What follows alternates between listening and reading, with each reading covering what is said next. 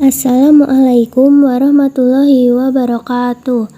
Perkenalkan, saya Rati Puspitaningrum dengan NIM 205231152 dari Prodi Perbankan Syariah Fakultas Ekonomi dan Bisnis Islam UIN Raden Mas Said, Surakarta.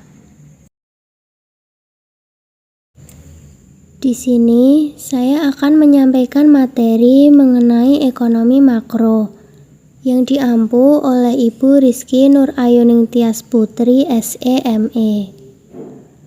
Materi yang akan kita bahas ada pengertian ekonomi makro, bentuk kebijakan ekonomi makro, ruang lingkup ekonomi makro, persoalan pokok dalam ekonomi makro, dan tujuan ekonomi makro.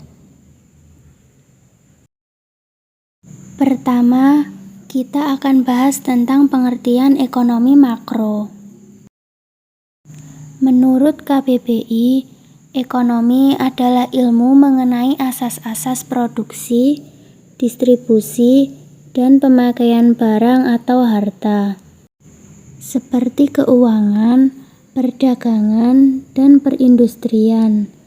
Sedangkan makro merujuk pada jumlah atau ukuran yang besar.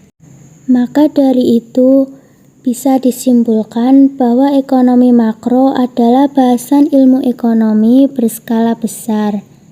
Dengan kata lain, ekonomi makro adalah cabang ilmu ekonomi seputar ekonomi secara keseluruhan, termasuk kinerja, perilaku, hingga proses pengambilan keputusan atau agregat. Ini juga masih berkaitan dengan penggunaan faktor produksi secara efisien agar tercipta kesejahteraan masyarakat yang maksimal. Selanjutnya, kita akan bahas tentang bentuk kebijakan ekonomi makro. 1. Ada kebijakan moneter. Kebijakan moneter mencakup tentang langkah-langkah pemerintah untuk mempengaruhi pengeluaran agregat, mulai dari mempengaruhi penawaran atau peredaran uang di masyarakat, hingga mengubah tingkat bunga pada periode tertentu. 2. Kebijakan fiskal. Dalam mempengaruhi pengeluaran agregat atau jalannya perekonomian suatu negara, pemerintah menerapkan kebijakan fiskal melalui langkah-langkah untuk mengatur pemasukan dan pengeluaran negara. 3. Kebijakan segi penawaran. Kebijakan terakhir dalam ekonomi makro adalah kebijakan segi penawaran, yang lebih menekankan pada keseimbangan neraca keuangan negara atau perusahaan. Selanjutnya, mengenai ruang lingkup ekonomi makro. 1. Ada kebijakan pemerintah. Kebijakan pemerintah merupakan bentuk upaya pemerintah dalam mengatasi permasalahan inflasi, pengangguran, atau persoalan ekonomi makro lainnya. 2. Menentukan perekonomian negara. Ruang lingkup kedua yang dijelaskan dalam ekonomi makro adalah kemampuan produksi barang ataupun jasa dari suatu negara, seperti pengeluaran pemerintah, pengeluaran perusahaan atau investasi, pengeluaran konsumsi rumah tangga, serta ekspor dan impor. 3. Pengeluaran agregat atau menyeluruh. Ruang lingkup terakhir yang dibahas dalam ekonomi makro adalah tingkat pengeluaran agregat atau secara menyeluruh. Jika tingkat pengeluaran agregat tidak ideal, maka akan muncul masalah perekonomian lainnya. Materi selanjutnya yaitu persoalan pokok dalam perekonomian.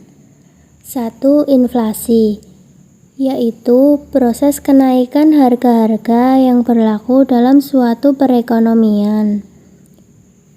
2. Pengangguran, yaitu suatu keadaan di mana seseorang yang tergolong dalam kategori angkatan kerja tidak memiliki pekerjaan dan sedang mencari pekerjaan. 3. Neraca pembayaran, yaitu Suatu ringkasan pembukuan yang menunjukkan aliran pembayaran dari negara lain ke dalam negeri ataupun sebaliknya. 4. Pertumbuhan ekonomi, yaitu perkembangan kegiatan dalam perekonomian yang menyebabkan barang dan jasa yang diproduksi dalam masyarakat bertambah dan kemakmuran masyarakat. Materi terakhir yaitu tujuan ekonomi makro. 1. Menciptakan pertumbuhan ekonomi. 2. Meningkatkan pendapatan nasional. 3. Menstabilkan keadaan perekonomian. 4. Meratakan distribusi pendapatan. 5. Membuat neraca pembayaran seimbang. 6. Mengembangkan kapasitas produksi nasional. 7. Meningkatkan kesempatan kerja. Dan 8. Mengendalikan inflasi. Mungkin itu saja yang dapat saya sampaikan. Apabila ada kurang dan lebihnya, saya mohon maaf.